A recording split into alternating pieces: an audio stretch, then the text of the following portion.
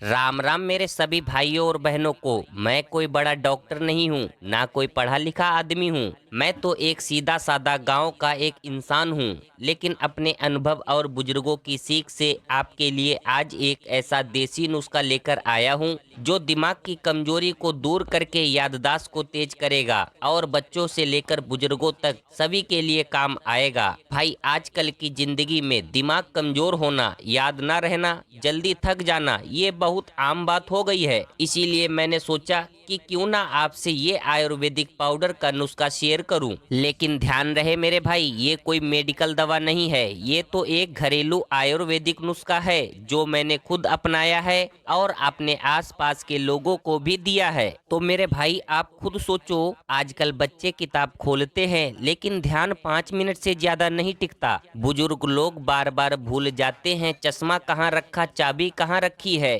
और जवान लोग मोबाइल और टीवी में ऐसे फंसे हैं कि उनका दिमाग धीरे धीरे सुस्त हो गया है। पहले के लोग खेत खलिहान में काम करते थे, देसी खान पान खाते थे, इसीलिए उनका दिमाग तेज और याददाश्त मजबूत रहती थी। आजकल बाहर की चीजें, फास्ट फूड और स्क्रीन टाइम ने हमारे दिमाग की हालत खराब कर दी है। इसीलिए जरूरी है कि हम फिर से आयुर्वेद और देसी नुस्खों की ओर लौटें। तो मेरे भाई, आयुर्वेद कोई नया विज्ञान नहीं है, ये हजारों साल पुराना है। हमारे पूर्वजों ने जड़ी बूटियों से ही बड़ी से बड़ी बीमारी का इलाज किया है। दिमाग की कमजोरी और याददाश्त की समस्या आयुर्वेद में बहुत आसानी से ठीक हो सकती है। ब्रह्मी, शंखपुष्पी, अश्वगंधा, तुलसी और वच, ये 5 ऐसी जड़ी बूटियां हैं जिन्हें मिलाकर अगर आप पाउडर बना लो तो आपका दिमाग कंप्यूटर जैसा तेज हो सकता है। अब भाई, सीधी बात करते हैं कि इस पाउडर में क्या क्या लगेगा।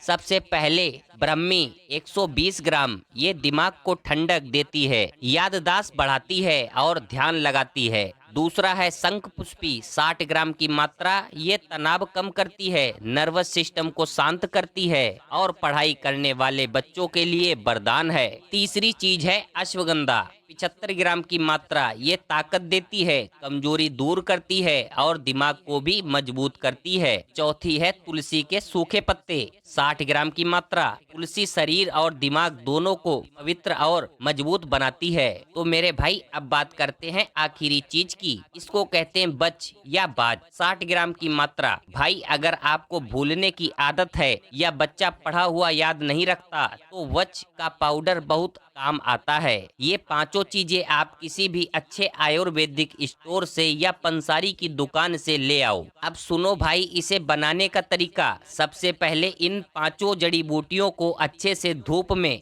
सुखा लो। फिर इन जड़ी बूटियों को ओखली मूसल में अच्छे से देसी स्टाइल में कूट लो ताकि रस और पाउडर एक में घुल जाए, ताकि असर भी ज्यादा हो। उसके बाद सबको एक बड़े बर्तन में डालकर अच्छे से मिला लो। अब इस पाउडर को एक सीसी या डिब्बे में भर लो ताकि नमी ना लगे। और बस भाई, आपका 1 महीने का ब्रेन बूस्टर पाउडर तैयार है। तो मेरे भाई, अब सबसे जरूरी बात है, इसे लेना कैसे है। रोज सुबह खाली पेट एक छोटी चम्मच लगभग 5 ग्राम गुनगुने दूध में मिलाकर पी लो। अगर दूध पसंद नहीं है तो गुनगुने पानी में भी पी सकते हैं। चाहो तो स्वाद और असर के लिए थोड़ा शहद भी डाल सकते हैं। ध्यान रखना मेरे भाई, खाने के तुरंत बाद चाय या कॉफी ना लो। कम से कम 20 से 25 मिनट का गैप जरूर रखें। लगातार 30 दिन तक लेने से मेरे भाई फर्क आप खुद महसूस करेंगे। भाई, सिर्फ पाउडर खाने से काम नहीं चलेगा, अगर जीवन शैली नहीं बदली तो असर आधा ही रह जाएगा। सुबह जल्दी उठो, थोड़ा प्राणायाम और अनुलोम विलोम जरूर करो, हरी सब्जियां और फल ज्यादा खाओ, मोबाइल और टीवी का समय कम करो, रात को समय पर सो जाओ क्योंकि नींद पूरी होना भी जरूरी है।